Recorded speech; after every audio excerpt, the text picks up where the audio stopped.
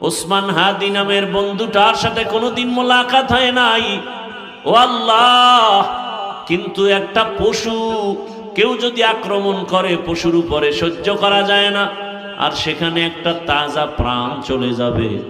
আয় আল্লাহ, এটা অন্তরকে মানানো যায় না। আয় আল্লাহ তাআলা, আপনার কুদরতের ফয়সালা। আয় আল্লাহ, আজকে শুনলাম তিনি দুনিয়াতে জিন্দা নাই। আয় আল্লাহ, তাকে শাহাদাতের মর্যাদা দান করেন। এরকম আমার কলিজার যত যুবক, তাদের নিরাপত্তার জন্য আপনি কুদরতের দরজা খুলে দেন রে আল্লাহ। আমার যুবকদেরকে দিনের খাদেম বানায় দেন।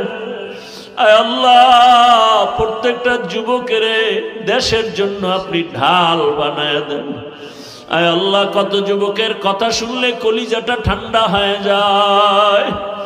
আমরা দিনের কাজ করি, দেশের কাজ করি, জনগণের পেছনে খেদমত করি এক লাইনে, আর আমার যুবক বাবারা কিছু আছে তারা ভিন্ন লাইনেই দেশের জন্য কাজ করে, জনগণের জন্য কাজ করে।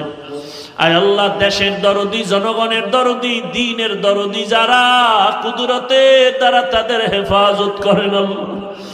আপনি ছাড়া আমাদের আপন কেউ নাই, আপনি ছাড়া আমাদের নিরাপত্তা দেওয়ার কেউ নাই। হায় আল্লাহ, ফেরেশতার দ্বারা নিরাপত্তার ব্যবস্থা করে দেন আল্লাহ।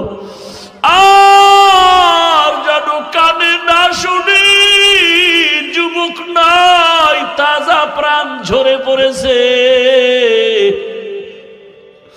আমার এই পবিত্র বাংলাদেশ, এত মসজিদ মাদ্রাসা, আলেম ওলামা, এত জিকিরের আওয়াজ, আজানের আওয়াজ, এরপরও কেন এত বড় বড় জুলুম হবে বুঝতে পারি না রে মালিক।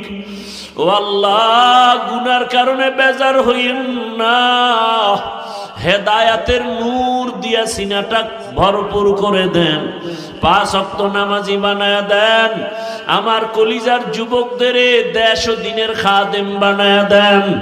আয় আল্লাহ, দেশের জন্য, দিনের জন্য, জনগণের জন্য আমাদেরকে নিরলস আমানতের সাথে কাজ করার তৌফিক দান করেন।